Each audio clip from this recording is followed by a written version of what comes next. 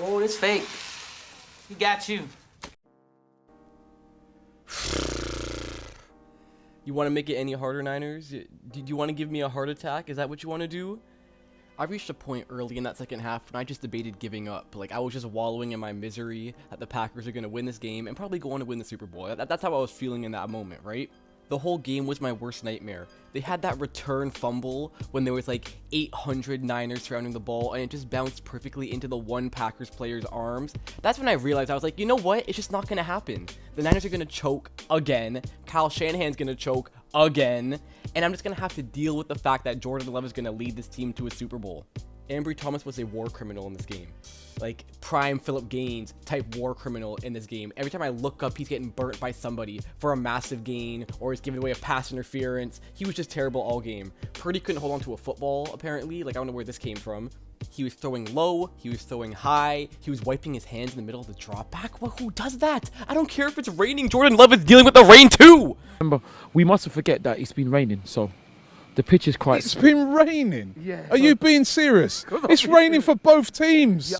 It was the most typical, predictable Kyle Shanahan playoff collapse. An important player like Deebo Samuel gets injured and it all falls apart.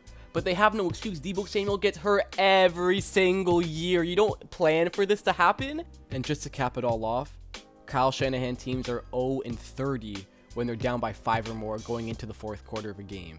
And it's 21-14 going into the fourth quarter of this game.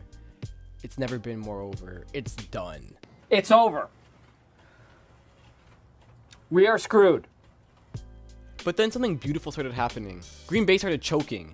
They stopped calling 7 million yards and pass interference penalties, and suddenly they couldn't move the ball anymore. They had that one really long run by Aaron Jones, but it was capped off by a missed field goal by Anders Carlson. And after that miss, Brock Purdy remembered he had the Avengers on his team and drove down the field and finally put together a good drive, ending up in a touchdown to take the lead. CMC did CMC things and got them the touchdown to get the lead, giving the ball back to Green Bay for a 2-minute drill to win the game. And that's exactly when the Jordan Love's insanity run finally ended, ending it with a terrible throw across his body to the middle of the field, intercepted, season over for the Packers.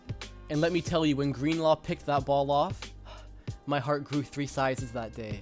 Now, you could call me shameless for celebrating this, because I know the Packers played really well. They got so close to beating the #1 seed. Jordan Love played really well. They have the youngest team in the league, and they went so far, blah, blah, blah. I've heard it all before. I know the future's bright, but I don't care. I'll deal with that next year. We'll cross that bridge when we get to it. I'm just happy they lost right now, so I don't have to deal with a Packers Super Bowl for the immediate future. But more importantly, and this relates to the title of the video, what were the Niners on in this game? Y'all playing the 7th seed Green Bay Packers and you can't figure it out until the end of the game? Really? I need a diamond tester because this watch might be from AliExpress. All this talent, all the expectation, and you perform like that? I don't know, man. That chain's looking mad suspect now. Your neck's turning green, Brock. What's good, bruh? Matter of fact, yo, give me that chain. Y'all need to earn this back. How dare you let the Packers keep that game close, man? Go think about what you did.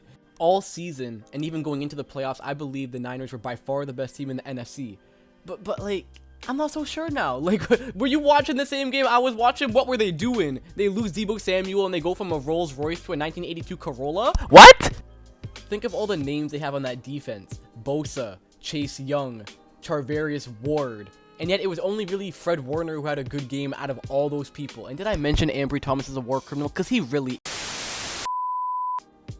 But, yeah. Greenlaw was actually pretty good too when he wasn't running around like a headless chicken after getting a pick. So Greenlaw and Warner can get a pass. Everyone else can and needs to play much better in the next round if they want to win. And yes, even Ambry Thomas is a much better player than what he showed on Saturday night. Maybe it's a good thing they won while playing at their worst, but I still can't help but think that they can't match up to the Chiefs or Ravens playing at that level. I mean, even the Lions, bro. If they play like that against the Lions, they're going to get smacked in the mouth. Dan Campbell's going to come and bite their kneecaps or whatever, man. They have to tighten up before next week. And the reason I was so confused while watching that game was because, like I said, I really like this Niners team coming into the playoffs. And if you asked me a couple weeks ago before the playoffs started, I would have said the Niners were my pick to win the Super Bowl. But now I'm not so sure. Like I said, their watch, their chain, it might be fake. So yeah, even though the Niners are kind of on my fraud watch right now, I'm still going to pick them for the Super Bowl. But at the end of the day, the Packers lost. I really don't care anymore. I'm chilling, feet up. I don't care no more. I'm watching the rest of the playoffs just cooling. And to any Packers fans out there that might be sad that they lost, come on now. You guys are used to losing to the 49ers in the playoffs by now, right? This is regular business for you.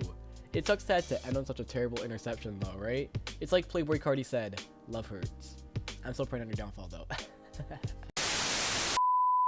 At 5 in the morning, I wake up to 5 for my yard.